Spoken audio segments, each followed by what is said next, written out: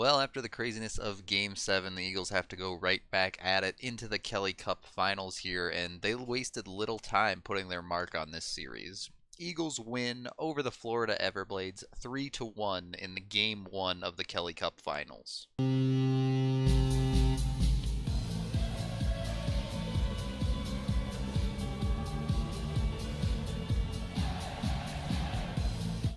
I wasn't sure what to expect from this game one, but what the Eagles came out and did in the first period definitely caught me by surprise. They completely controlled play through the entire first period and straight up dominated Florida. It looked like one of the best periods the Eagles have played since maybe going all the way back to early April. After a grueling series against Fort Wayne, this first period was a nice change of pace of things, and even on their first power play opportunity just a couple minutes into the game, the Eagles showed that they can be a lot better than they looked in that conference finals. These are the exact type of plays that weren't working last series for the Eagles. There's nothing complicated to this. A simple drop pass in the neutral zone allows Drayson Bowman to get into the zone deep. He then sends it around the boards to Olsen at the half wall on the near side, who just sends it up to Register. Register walks the blue line a bit, doesn't even wind up, just takes a regular wrist shot and gets it past everyone and into the net.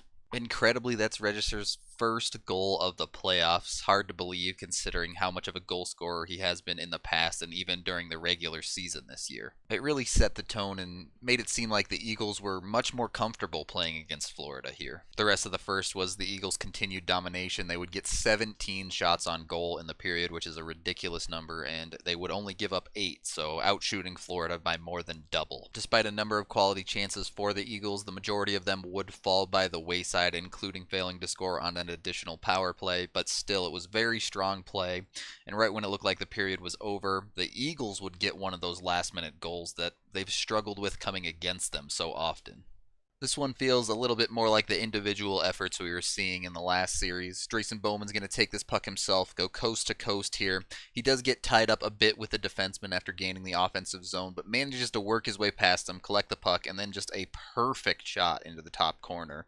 Nobody's stopping that one. And boom, Eagles go up 2-0 now in the first period of the Kelly Cup Finals. You're feeling pretty good. Now, you knew it wasn't going to be that easy. It is the finals after all, so you expected some pushback from Florida in the following periods, but man, it got pretty ugly. Second period was as bad as the first period was good for Colorado. In fact, they would get just 3 shots on goal in the entire period, and even that's a little deceiving, as through 17 minutes of the period, they had just 1 shot on goal, and the other 2 came on a power play they got late. The Eagles spent basically the entire period in their own zone, and if not for some good saves from Joe Canada, the game would have probably been tied after the second period. The Eagles did only take 1 penalty, creating a power play through the first 40 minutes of this game, so you have to give them some credit there. But 7 minutes into the second period, they get dinged for matching minors with Florida, and Florida with the extra open ice at 4-on-4 would capitalize.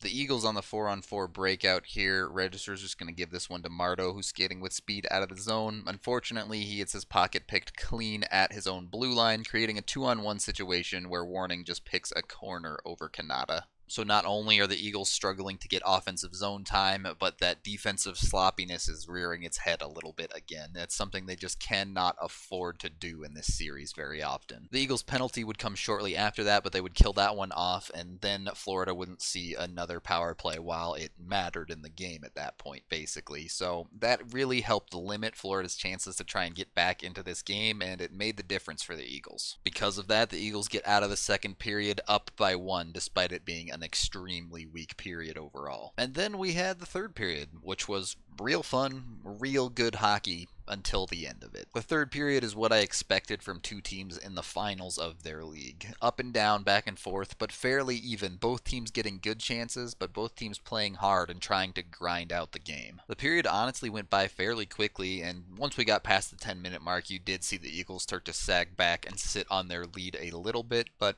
they were playing solidly enough that they could do that to an extent. As time started to wind down in the third, things definitely started getting a little bit chippy, but nothing too crazy happened until we started to get really late into the last few minutes. And then Gabe Verpass steps up on Kirkpatrick and just absolutely murders this guy.